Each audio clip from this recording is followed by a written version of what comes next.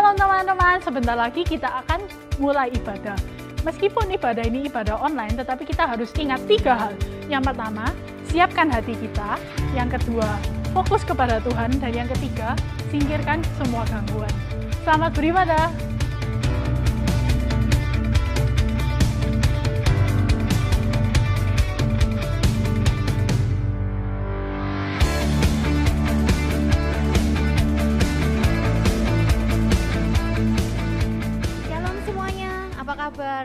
Kita di sini sangat kangen sama kalian. Tapi mari kita berdoa sama-sama supaya situasi ini segera berakhir. Jangan lupa kalau bepergian selalu gunakan masker. Jangan lupa untuk mencuci tangan. Kita berdoa bersama-sama supaya kita bisa segera bertemu kembali. Ya guys, kalau kita ingat-ingat, actually mungkin sudah hampir setahun kita mengalami yang namanya new normal, kita menghadapi corona, dan ini sesuatu yang kita sama sekali nggak bisa prediksi. Banyak orang di sekitar kita, ada yang kena corona, ada yang juga meninggal, ada yang kehilangan orang tersayang. Tapi kalau saat ini kalian masih bisa bersama-sama bersiap-siap menyembah Tuhan sore ini, bukankah itu menandakan bahwa perlindungan Tuhan sempurna atas kalian dan atas kita semua? Kalau kalian hari ini masih diberi kesehatan, kalian masih ada saat ini, terlepas dari setiap kesulitan yang kita semua hadapi, ingat, Tuhan punya rencana atas kalian. Rencananya belum selesai atas kalian, dan perlindungannya sempurna, rancangannya sempurna. 1 tahun, hampir 1 tahun corona, kita masih dilindungi oleh Tuhan. Pegang terus janjinya. Sebentar kita akan masuk ibadah. Mari kita siapkan hati, kita siapkan pikiran kita, fokus untuk menyembah Tuhan yang sudah begitu baik pada kita.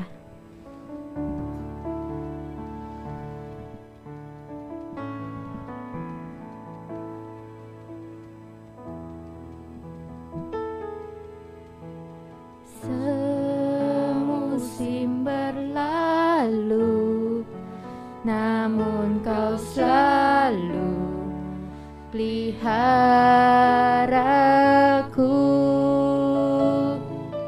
kasih dan setiamu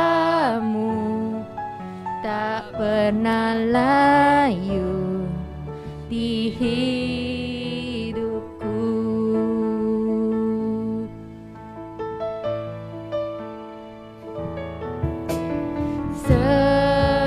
Semusim berlalu, namun Kau selalu peliharaku,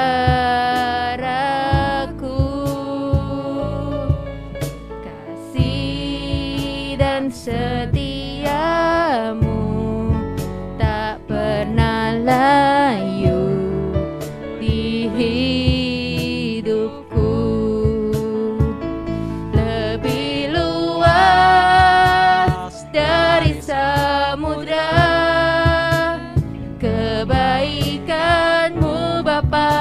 Takkan habis di hidupku, lebih tinggi dari cakrawala, tak terbatas kasih-Mu. Sungguh ku bersyukur.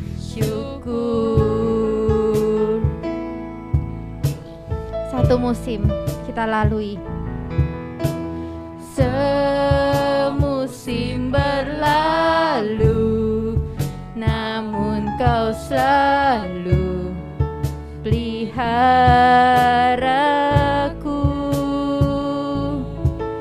kasih dan setiamu tak pernah layu di hidupku.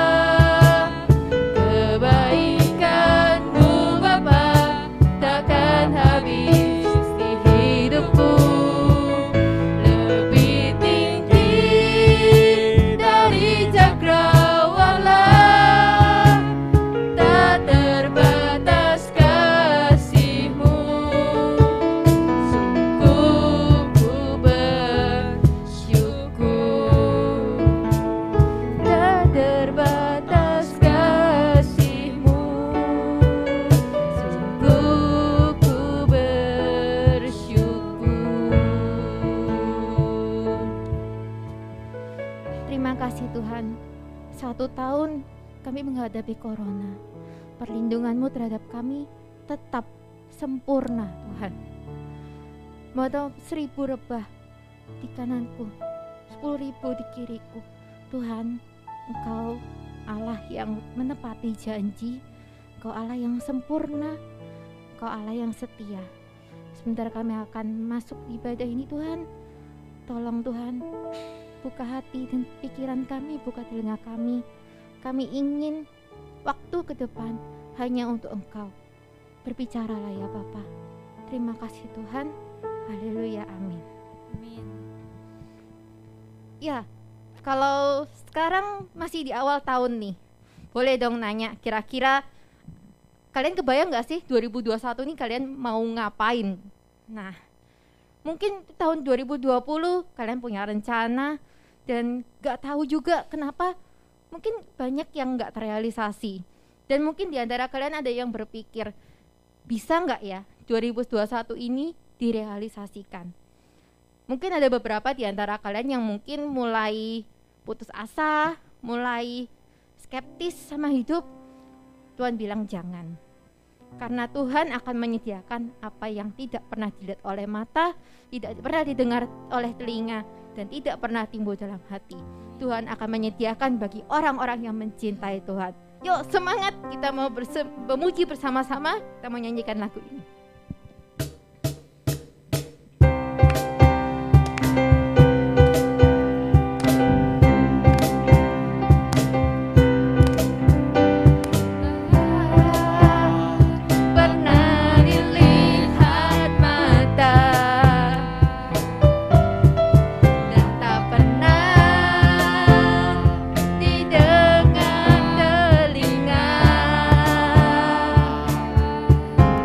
Yang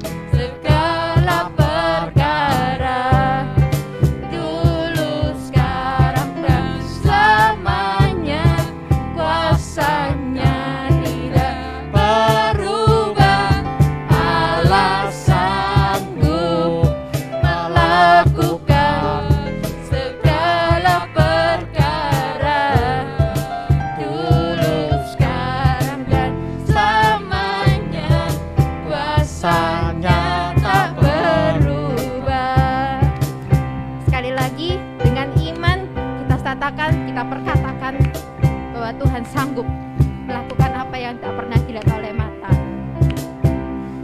Pernah dilihat mata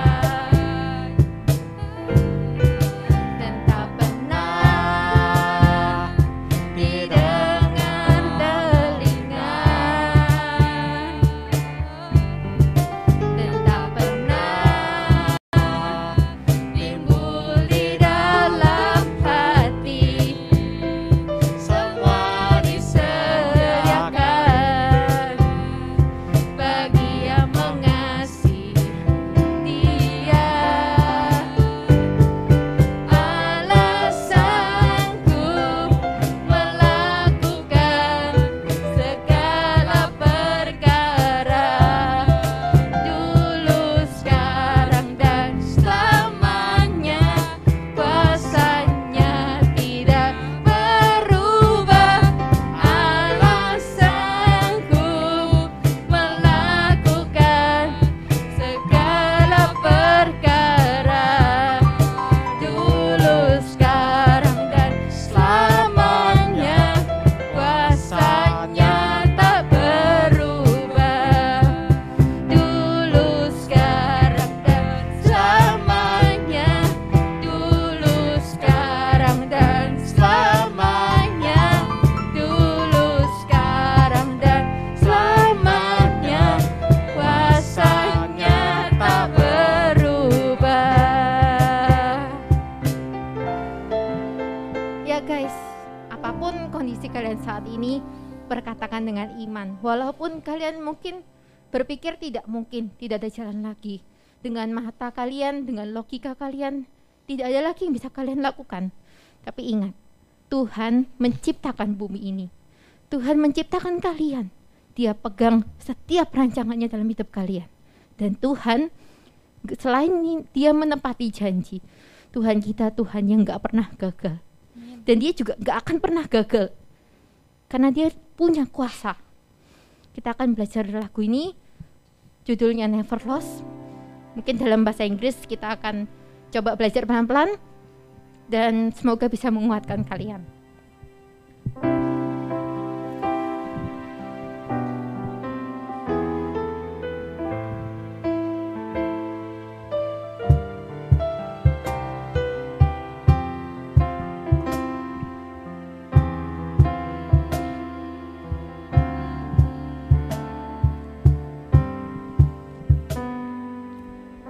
Miracles when you move, such an easy thing for you to do.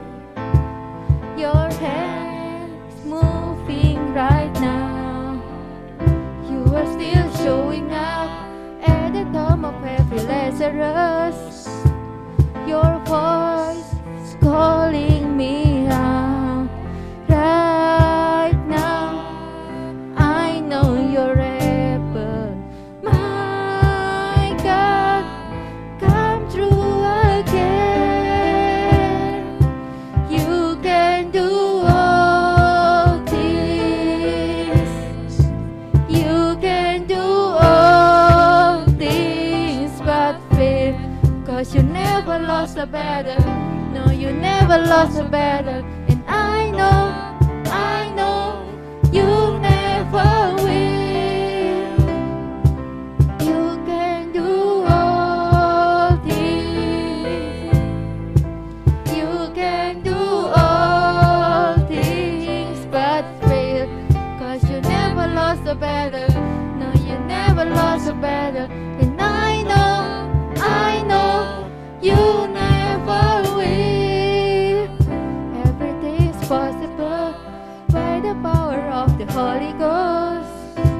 New wind is blowing right now, breaking my heart of stone, taking over like it's Jericho. And my walls are all crashing down right now. I know you're able, my God, come through again. You can do all things. You can do all things but never lost a battle. No, you never lost a battle. And I know you never will.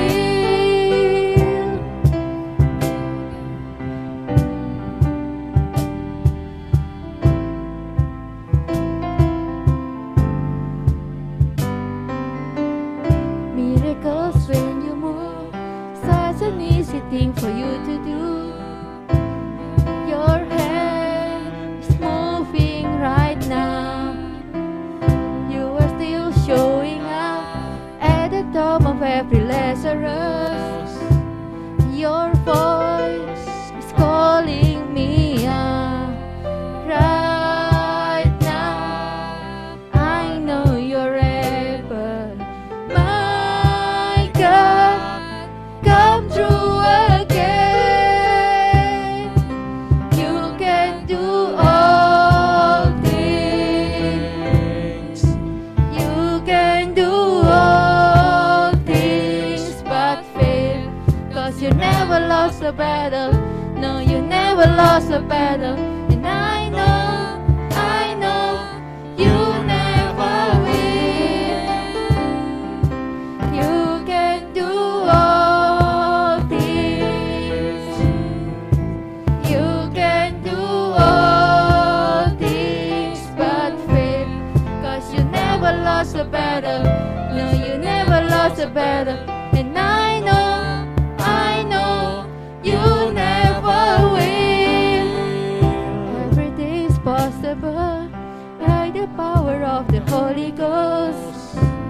New wind is blowing right now, breaking my heart of stone, taking over like it's Jericho.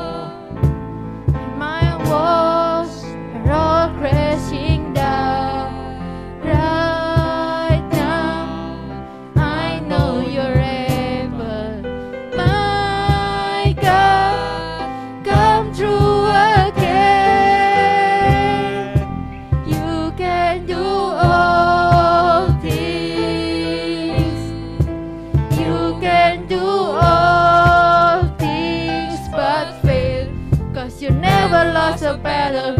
No, you never lost a battle. But I know you never will. You can do all things. You can do all things but fail. 'Cause you never lost a battle. No, you never lost a battle. And I know you never will. Tuhan kita gak pernah gagal sebelumnya, dan Dia juga gak akan gagal di masa depan. Dalam setiap rancangannya di hidup saya, di hidup kalian semua. Kalau kalian merasa gak sesuai sama rencana kalian, segala sesuatu rencana kalian gagal semuanya, jangan bersedih hati. Tuhan gak pernah gagal. Mungkin kalian melihat seperti bangsa Israel putar-putar di padang gurun. Hei, kadang berputar di padang gurun lebih baik daripada jalan lurus yang tidak disertai Tuhan. Berputar bersama Tuhan tetap lebih baik. Kalau kalian gak tahu Tuhan maksudnya apa semua ini terjadi, kenapa A, B, C terjadi di hidupku, apakah aku kurang berdoa, apakah aku punya dosa? No, datang aja sama Tuhan, berlutut, kalian akan dengar suaranya. Pimpinan Tuhan gak pernah salah, janjinya pasti digenapi. Kalau Tuhan pernah bilang sama kalian, Tuhan pernah janji. Bahkan di Alkitab Tuhan banyak berjanji. Hidup orang benar dijamin sama Tuhan. Dan janjinya bukan cuma di Alkitab selesai. No. Sampai hari ini, minggu depan, bulan depan, tahun depan, sampai hidup kalian selesai, sampai Tuhan datang lagi. Tuh janjinya tuh gak pernah kadaluarsa. Seperti mentari bersinar. Tepat waktu, Gak pernah kebalik siang dan malam. Seperti itu janji Tuhan. Waktunya selalu tepat.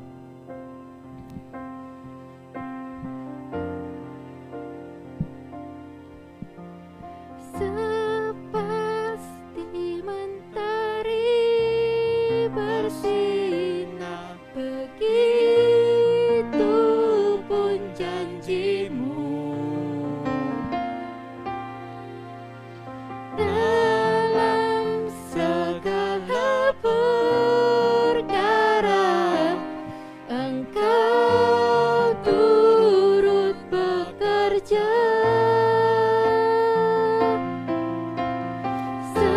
Sepasti mentari bersinar, begitu pun janjimu. Dalam segala perkara Engkau turut bekerja.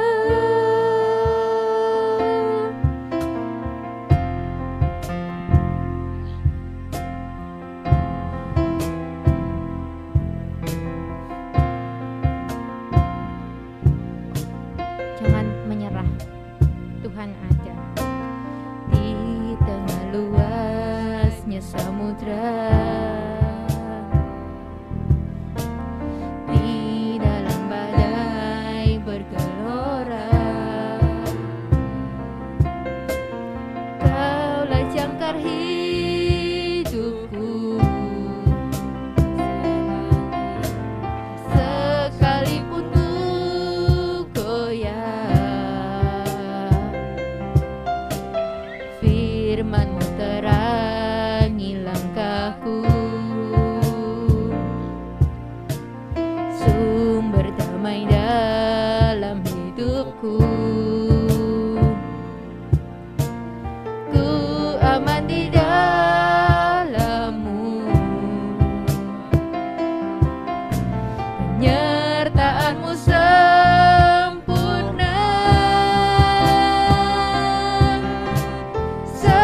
Sepasti mentari bersinar, begitu pun janji-Mu.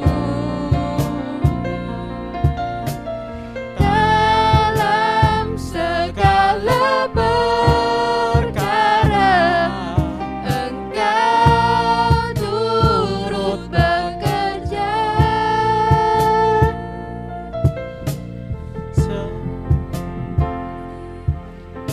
Kalau saat ini kalian merasa seperti gelap semuanya, seperti kapal terombang-ambing di lautan, gak ada lampu, it's okay, karena Tuhan tetap ada di sana dimanapun kalian berada. Kalau kalian merasa dunia bergerak terlalu cepat, kalian gak bisa mengikuti, seperti ada badai sekeliling kalian, belajarlah untuk diam mendengarkan suara Tuhan. Karena suara Tuhan bukan bergemuruh seperti badai. Suaranya lembut, penuh kasih. Kadang kalian memang perlu berdoa. Kalau kalian merasa gak sanggup, bilang, Tuhan aku gak sanggup tenang. Dan Tuhan sanggup memberikan ketenangan itu buat kalian. Tunjukkan Tuhan kalau Engkau adalah jangkarku, sehingga aku gak akan terseret, aku akan aman, dan aku gak akan tenggelam. Kalau memang kalian merasa kurang tenang, minta. Bapa kalian hidup, Bapa kalian sayang sama kalian, dan Dia akan memberikan yang terbaik buat kalian. Di tengah badai, di tengah lautan, kalian tetap akan merasa aman kalau kalian berjalan bersama Tuhan. Kita nyanyikan lagi.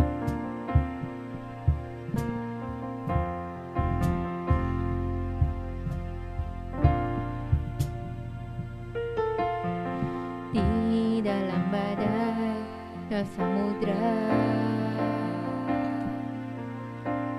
di dalam badai bergelora, jangkar hidupku. Tak sekalipun ku goyah, firman-Mu terangi langkahku. Sumber damai dalam hidupku. Ku amani dalam-Mu. Penyertaan-Mu sempurna, sepasti mentari bersinar, begitu pun janji-Mu. Dalam segala perkara Engkau turut bekerja, sepasti mentari bersinar, begitu pun janji-Mu. Dalam segala perkara Engkau turut bekerja, sepasti mentari bersinar, begitu pun janji-Mu. Dalam segala perkara Engkau turut bekerja.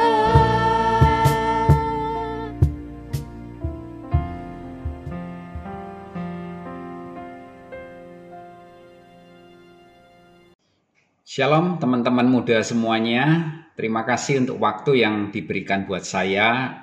Saya boleh diundang di ibadah kalian, dan walaupun lewat online seperti ini, tapi saya percaya Tuhan tidak pernah terbatas, ya, kuasanya tidak pernah terbatas untuk menjamah kita, memperbaharui hidup kita.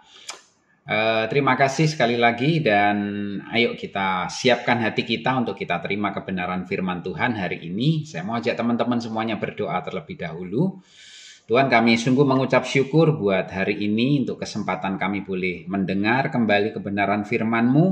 Tolong kami Tuhan di saat-saat ini, waktu-waktu yang ada ini, kami percaya Tuhan akan berbicara, mengajar kami, mengingatkan kami, menuntun langkah-langkah kami, sehingga kami menjadi anak-anak muda-Mu yang terus berkemenangan Tuhan di dalam kehidupan ini. Terima kasih berkat-Mu, pengurapan-Mu atas setiap kami, hamba-Mu yang menyampaikan, kami yang mendengar, kami semua sama-sama diberkati di dalam hadirat-Mu. Terima kasih, di dalam nama Tuhan Yesus kami berdoa. Amin. Oke teman-teman muda semuanya, saya mau berbagi dengan saudara. Karena ini bulan Februari, ya banyak orang bilang ini bulan kasih sayang. Saya mau mengajak saudara untuk belajar tentang dua hal. Apa itu? Tentang kasih dan tentang nafsu. Ya. Nah, kalau dalam bahasa Inggrisnya love or lust. Ya. Jadi kita akan koreksi hidup kita, diri kita, apakah hidup kita itu penuh dengan kasih atau hidup kita itu penuh dengan nafsu. Ya, kalau kita menjalin hubungan, pertemanan atau bahkan pacaran, nah kita perlu belajar juga apakah pertemanan kita itu dasarnya kasih atau dasarnya nafsu, ya. Pacaran kita juga kayak gitu. Apakah dasarnya itu kasih atau dasarnya itu nafsu? Nah, kita belajar sama-sama hari ini. Nah, Kak Indra akan bagikan beberapa hal yang saya percaya akan sangat memberkati semua, kalian semuanya.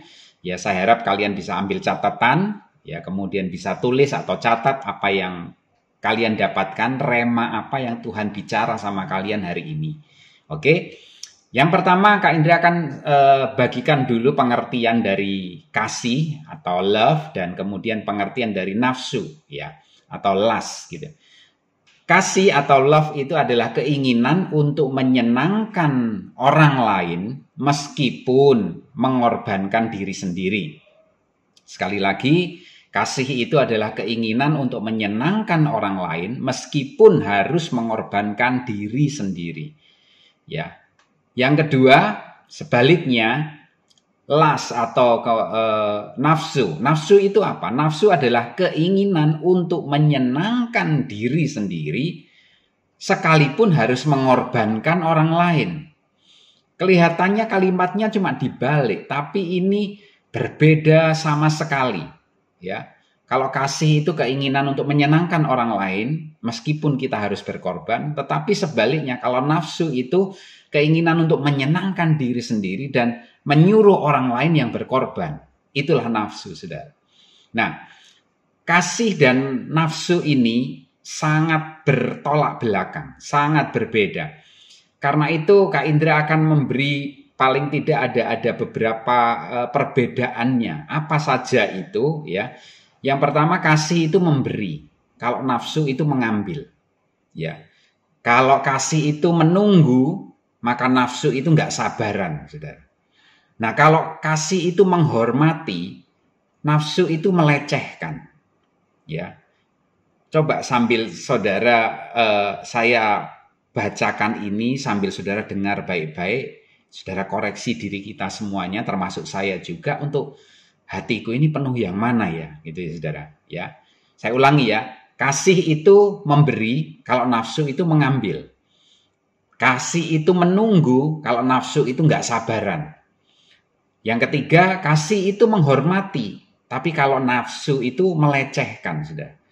Kalau kasih itu memaafkan, maka nafsu itu mengutuk. Ya, kalau kasih itu nggak egois, maka nafsu ya egois, selfish, dirinya sendiri, saudara. Yang kemudian kasih itu murah hati, nafsu itu serakah. Ya, kalau kasih itu melindungi, maka kalau nafsu itu membahayakan. Kalau kasih itu setia, maka nafsu itu adalah tidak ada kesetiaan. Nah, orang yang hatinya penuh kasih itu contohnya seperti apa? Nah, kita akan lihat di Alkitab, kita akan baca di Alkitab contoh orang-orang yang hatinya penuh dengan kasih Tuhan. Yang pertama, kita ambil dari Kejadian pasal yang ke-39, yaitu cerita tentang Yusuf. Saya hanya akan baca ayat-ayat tertentu saja, saudara. Saya percaya saudara udah tahu ceritanya atau nanti bisa dibaca kembali dengan lengkap. Kejadian 39 ayat yang ke-7, 8 dan 9 saya bacakan buat saudara. Selang beberapa waktu, istri tuannya memandang Yusuf dengan birahi. Lalu katanya, "Marilah tidur dengan aku." Tetapi Yusuf menolak dan berkata kepada istri tuannya itu, dengan bantuanku, tuanku itu tidak lagi mengatur apa yang ada di rumah ini, dan ia telah menyerahkan segala miliknya pada kekuasaanku. Bahkan di rumah ini ia tidak lebih besar kuasanya daripadaku, dan tiada yang tidak diserahkannya kepadaku selain daripada engkau, sebab engkau istrinya. Bagaimanakah mungkin aku melakukan kejahatan yang besar ini dan berbuat dosa terhadap Allah? Nah, teman-teman, kita lihat yuk. Yusuf yang masih sangat muda. Saya percaya Yusuf normal, ya. Dia juga punya nafsu orang muda. Tetapi yang Yusuf lakukan itu sesuatu yang luar biasa, saudara. Sesuatu yang perlu kita teladani. Hatinya itu penuh kasih, bukan penuh nafsu. Bahkan dia ngomong sama istri tuannya atau istri dari Potifar tuannya, bahwa semua yang dia alami sekarang ini karena kebaikan Tuhan dan kebaikan tuannya. Mana mungkin aku mengkhianati Tuhanku dan tuanku. Nah, saudara lihat ya, kalau saudara lihat tadi kasih itu seperti apa, nafsu seperti apa, maka dari tempat ini, dari ayat ini kita bisa melihat bahwa Yusuf hatinya penuh kasih. Ya, dia tidak serakah, dia tidak kemudian egois, dia kemudian tidak pakai wewenang yang diberikan kepadanya semena-mena. Dia setia dengan Tuhan, dia memberi yang terbaik buat tuannya, tidak mengambil apa yang menjadi bukan bukan haknya, apalagi itu adalah istri dari tuannya sendiri. Dia tidak mau mengkhianati semuanya itu, saudara. Itulah contoh yang pertama dari orang yang hatinya penuh kasih Tuhan. Yang kedua contohnya apa? Contoh yang kedua adalah sama-sama masih namanya Yusuf. Tapi kali ini kita ambil dari Perjanjian Baru. Siapa Yusuf? Yusuf adalah orang tua dari Tuhan Yesus sendiri. Ya, papa dari Tuhan Yesus. Nah, saya bacakan ayatnya di Matius 1 ayat yang ke-18 sampai 19, kemudian 24 sampai 25. Kelahiran Yesus Kristus adalah seperti berikut. Pada waktu itu Maria ibunya bertunangan dengan Yusuf. Ternyata ia mengandung dari Roh Kudus sebelum mereka hidup sebagai suami istri. Karena Yusuf suaminya seorang yang tulus hati dan tidak mau mencemarkan nama istrinya di muka umum, ia bermaksud menceraikannya dengan diam-diam. Ayat 24, sesudah bangun dari tidurnya, Yusuf berbuat seperti apa yang diperintahkan malaikat Tuhan itu kepadanya. Ia mengambil Maria sebagai istrinya, tetapi ia tidak bersetubuh dengan dia sampai ia melahirkan anaknya laki-laki, dan Yusuf menamai dia Yesus. Saudara lihat, cerita ini berkisah tentang seorang yang bernama Yusuf. Dia sudah punya tunangan namanya Maria. Dan ternyata Maria adalah orang yang dipakai oleh Tuhan menjadi saluran supaya melahirkan seorang juru selamat. Dan Maria hamil sebelum mereka jadi suami istri. Ya, Yusuf waktu itu belum mendapat apa-apa, belum mendapatkan pernyataan dari Tuhan. Dia kemudian berniat untuk menceraikan Maria dengan diam-diam. Saudara, pada waktu itu kita mesti ngerti budayanya bahwa orang yang sudah bertunangan itu adalah orang yang sepertinya sudah suami istri, tetapi mereka masih di rumah masing-masing. Mereka sudah menjalin ikatan, tetapi mereka belum boleh melakukan hubungan suami istri. Mereka sudah diikat dalam pertunangan, tetapi mereka masih tetap di rumah masing-masing mempersiapkan diri. Ya, itu yang sedang terjadi. Sementara kok tiba-tiba dia mendengar calonnya ini sudah hamil duluan. Dan Yusuf orang yang sangat berhati mulia, dia ingin diam-diam, tidak rame-rame, karena kalau rame Maria bisa dibunuh, Maria bisa dirajam batu. Karena pada waktu itu orang yang hamil di luar pernikahan adalah sebuah aib, ya, bukan aib keluarga saja, tapi aib seluruh kota, aib seluruh bangsa, gitu ya.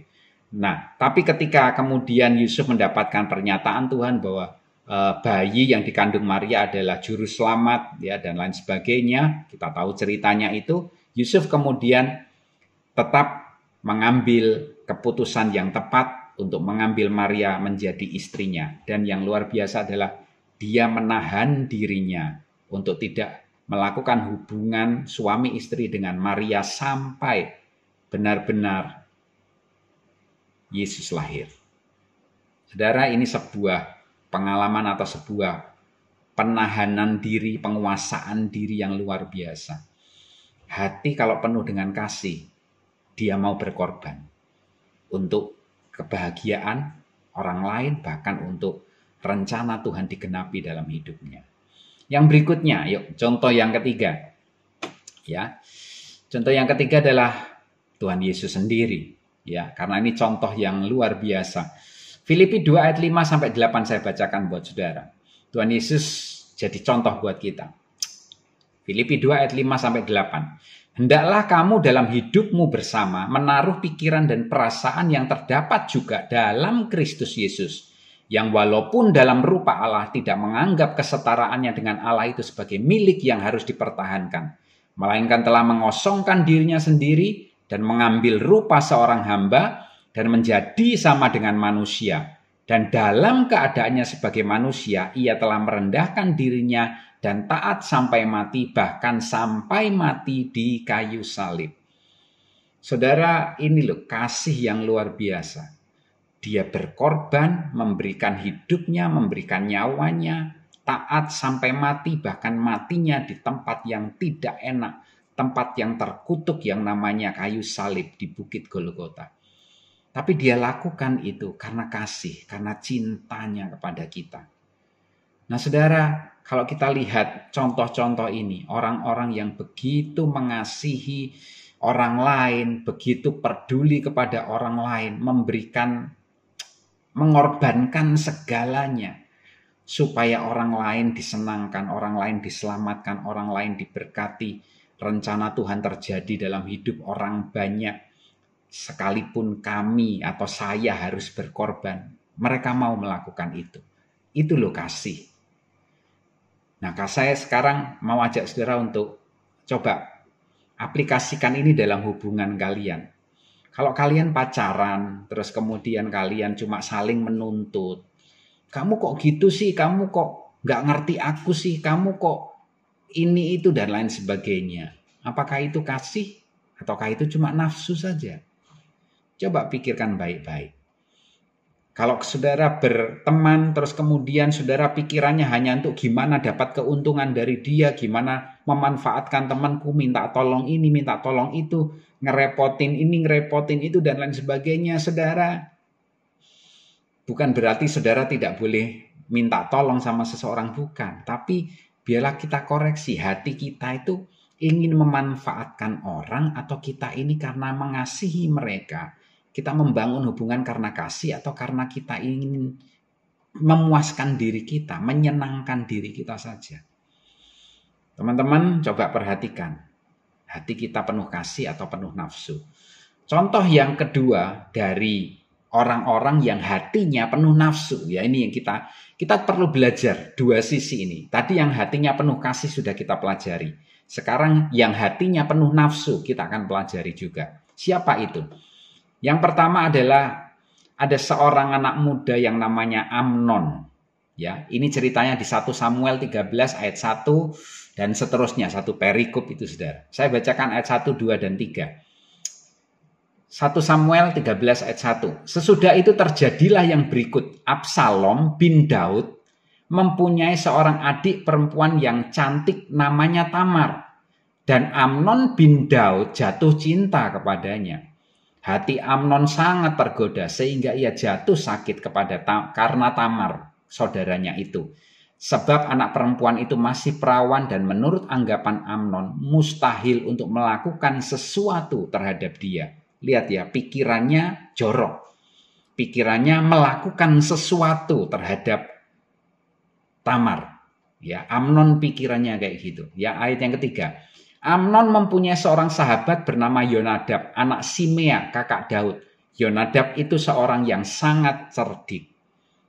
Dari sini kita belajar, teman-teman muda ingat baik-baik. Siapa temanmu, siapa sahabatmu itu sangat menentukan. Amnon ini bersahabat dengan seorang yang namanya Yonadab. Tapi masalahnya Yonadab ini pintar, cerdik. Tapi kepandaiannya, kecerdikannya penuh tipu muslihat. Sehingga kalau saudara baca ceritanya, ya Tamar ini diundang, ya si Amnon ini pura-pura sakit dan kemudian dia minta kepada Raja Daud supaya ini Tamar bisa melayani dia yang sedang sakit itu. Dan diizinkan akhirnya Tamar masuk ke rumah Amnon dan kemudian di situ ternyata tipu muslihat nasihat dari Yonadab dilakukan oleh Amnon. Amnon memperkosa Tamar dan terjadilah yang namanya cinta, kemudian dasarnya nafsu, akhirnya jadi benci. Lihat ya, orang kalau hatinya penuh nafsu, lama-lama benci yang muncul. Jadi mesti hati-hati, teman-teman muda hati-hati. Jangan sampai hati kita dipenuhi dengan nafsu. Nanti hati kita penuh dengan kebencian-kebencian yang muncul. Jadi saya ingatkan buat teman-teman, ayo ini pelajaran yang ada di firman Tuhan. Saya bersyukur firman Tuhan itu mencatat semuanya. Yang baik dicatat, yang jelek juga dicatat. Diceritakan supaya apa? Kita jadi orang yang dewasa di dalam Tuhan. Oh ini yang baik, aku ikuti. Oh ini yang buruk, aku jauhi. Ini jadi pelajaran buat kita supaya menjauhi apa yang namanya hati penuh nafsu. Anak-anak muda, jaga hidupmu baik-baik, jaga hatimu dengan baik, ya. Kalau engkau menyukai atau mencintai seseorang, perhatikan itu baik-baik. Ya, jangan sampai hatimu yang murni jadi berubah jadi nafsu. Tapi belajar supaya hati kita penuh kasih. Bukan untuk mengambil, tapi untuk memberi, untuk mengasihi, untuk berkorban. Ya, yang berikutnya. Contoh yang kedua, saya akan kasih 3 contoh juga seperti tadi. Ya. Yang kedua adalah ada seorang hakim-hakim yang hebat, yang luar biasa. Namanya Simson. Hakim-hakim 14 ayat yang pertama sampai ayat yang ketiga. Ya, Hakim-hakim pasal 14 ayat yang pertama. Simson pergi ke Timna dan di situ ia melihat seorang gadis Filistin. Ia pulang dan memberitahukan kepada ayahnya dan ibunya, "Di Timna aku melihat seorang gadis Filistin. Tolong ambillah dia menjadi istriku."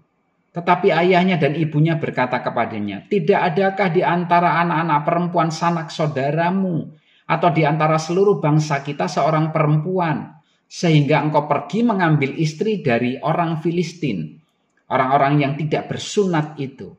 Tetapi jawab Simson kepada ayahnya, "Ambillah dia bagiku, sebab dia kusukai." Saudara, saya melihat ini adalah cinta yang buta. Ya, Simson ini cintanya buta, penuh nafsu. Dia cuma ngelihat cewek cantik, udah cukup itu sudah. Hanya itu yang dia lihat. Dan nafsunya menggerakkan dia untuk memiliki perempuan itu.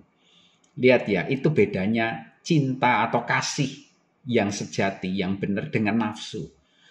Hanya untuk memuaskan dirinya, itu nafsu. Nah, hati-hati dengan itu teman-teman ya. Dan akibatnya apa? Akhirnya kalau saudara baca ayat-ayat selanjutnya, Simson banyak mengalami masalah karena apa yang dia inginkan itu. Saudara, orang yang hatinya penuh nafsu seringkali kemudian akan jatuh pada masalah demi masalah demi masalah dan lain sebagainya. Dia sendiri yang akan rugi. Tapi sebaliknya kalau hatinya penuh kasih, maka dia bisa melihat kemuliaan Allah terjadi. Dia akan melihat orang lain diberkati, orang lain ditolong, orang lain dibangun hidupnya. Itu yang akan terus terjadi. Karena itu, ayo belajar sama-sama, hati kita penuh nafsu atau hati kita penuh kasih. Itu yang saya mau tekankan selama saudara mendengar firman Tuhan ini. Hatimu penuh nafsu atau hatimu penuh kasih. Oke, kita melangkah ke yang ketiga, yang terakhir. Ada seorang yang bernama Ahab. Dia raja, saudara. Dia seorang raja. Dia punya istri namanya Isabel. Tapi masalahnya kedua orang ini, sepasang suami istri ini hatinya sangat rakus. Hatinya serakah, penuh nafsu. Apa yang mereka lakukan? Ayo kita lihat ayatnya. Kita lihat ceritanya 1 Raja-Raja pasal yang ke-21 ayat yang pertama. 1 Raja-Raja 21 ayat yang pertama sampai ayat yang ketiga. Saya bacakan buat saudara, biar saudara tahu ceritanya paling enggak. Nanti baca kembali di rumah ya. Sesudah itu terjadilah hal yang berikut. Nabot orang Yisrael. Jadi ada seorang yang namanya Nabot. Dia orang Yisrael. Mempunyai kebun anggur di Yisrael. Di samping istana Ahab, raja Samaria. Jadi ceritanya Ahab ini dan Isabel ini raja dan ratunya raja di Samaria. Ya. Dan kemudian ada seorang yang namanya Nabot. Nabot ini orang Yisrael. Ya. Dan kemudian dia punya kebun anggur. Dan kebun anggurnya itu kebetulan di samping istananya Ahab. Ya. Nah kita lihat ceritanya. Berkatalah Ahab kepada Nabot, "Berikanlah kepadaku kebun anggurmu itu, supaya ku jadikan kebun sayur. Sebab letaknya dekat rumahku. Aku akan memberikan kepadamu kebun anggur yang lebih baik daripada itu, sebagai gantinya. Atau jikalau engkau lebih suka, aku akan membayar harganya kepadamu dengan uang." Jawab Nabot kepada Ahab, "Kiranya Tuhan menghindarkan aku daripada memberikan milik pusaka nenek moyangku kepadamu." Saudara, ceritanya Nabot ini punya kebun anggur dan itu adalah warisan dari nenek moyangnya. Dan tentunya ini sesuatu yang milik pusaka istilahnya, atau ini adalah milik turun-temurun. Dan Nabot nggak punya keinginan sama sekali untuk menjualnya. Tetapi Ahab menginginkan kebun anggur itu. Dan dia memberikan tawaran kepada Nabot untuk dibeli.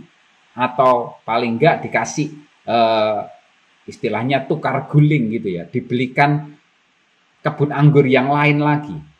Tapi Nabot nggak mau, saudara. Dan kalau saudara baca cerita selanjutnya mengerikan, saudara. Si Isabel, istrinya Ahab, itu membuat rancangan dusta, rancangan yang penuh tipu muslihat, di mana kemudian Isabel ini menjebak Nabot supaya dianggap mengutuk Tuhan, dan kemudian dia dilempari batu sampai mati. Saudara, ini sebuah tipu muslihat yang jahat sekali. Di mata Tuhan hal ini jahat. Sampai akhirnya Nabot benar-benar mati, dirajam batu oleh masyarakat. Tetapi Tuhan tidak suka. Sehingga Ahab dan Isabel pun dikatakan mereka akan mengalami kematian yang mengerikan. Lihat sekali lagi, hati yang penuh nafsu itu akhirnya akan berakhir dengan celaka. Nah teman-teman, saudara-saudara semuanya, saya mengingatkan kita semuanya. Ayo koreksi hatimu. Apakah hatimu penuh kasih atau hatimu penuh nafsu? Jangan sampai hatimu penuh nafsu yang membuat engkau kemudian jatuh kepada celaka dan kemudian hidupmu nggak karu-karuan. Tapi minta kasih Tuhan memenuhi hatimu. Saya simpulkan seperti ini. Hidup yang dikuasai kasih, berpikirnya selalu untuk keuntungan orang lain. Tetapi akibatnya dirinya juga akan diuntungkan. Tapi kalau hidup yang dikuasai oleh nafsu, cara berpikirnya hanya untuk kepentingan diri sendiri. Dan akibatnya dirinya akan hancur. Semua pilihan di tangan kalian. Kalian mau memilih hidup penuh kasih atau hidup penuh nafsu. Dalam menjalin hubungan, dalam pertemanan, dalam hubungan dengan keluarga, dengan siapapun. Bahkan dengan Tuhan. Apakah hatimu penuh kasih kepada Tuhan atau hatimu penuh nafsu? Engkau cuma transaksi sama Tuhan. Hanya meminta, menguntungkan aku saja. Ataukah karena kita sungguh-sungguh mengasihi Tuhan? Tuhan memberkati kita semuanya. Kiranya apa yang saya bagikan ini boleh jadi berkat buat kita semuanya. Kita berdoa sekali lagi. Tuhan, terima kasih untuk kebenaran firman-Mu. Terima kasih untuk setiap apa yang sudah kami dengar. Dan biarlah selama kami mendengar ini Roh Kudus berbicara pada setiap kami. Menyelidiki hati kami dan membuat hati kami penuh dikuasai oleh kasih Allah. Tolong kami Tuhan, jauhkan dari kami hati yang penuh nafsu. Supaya kami terselamatkan dan hidup kami jadi berkat bagi banyak orang. Terima kasih berkat-Mu atas anak-anak muda-Mu. Pakai hidup mereka menjadi alat-Mu lebih lagi Tuhan. Tolong mereka semuanya sehingga mereka mengerti supaya hidup mereka, persahabatan mereka, relationship mereka dengan siapapun, mereka dipenuhi dengan kasih hati yang. Terima kasih Tuhan. Kami mengucap syukur, kami serahkan semuanya ke dalam tangan-Mu. Hanya di dalam nama Tuhan Yesus kami berdoa. Amin. Tuhan memberkati kalian semuanya.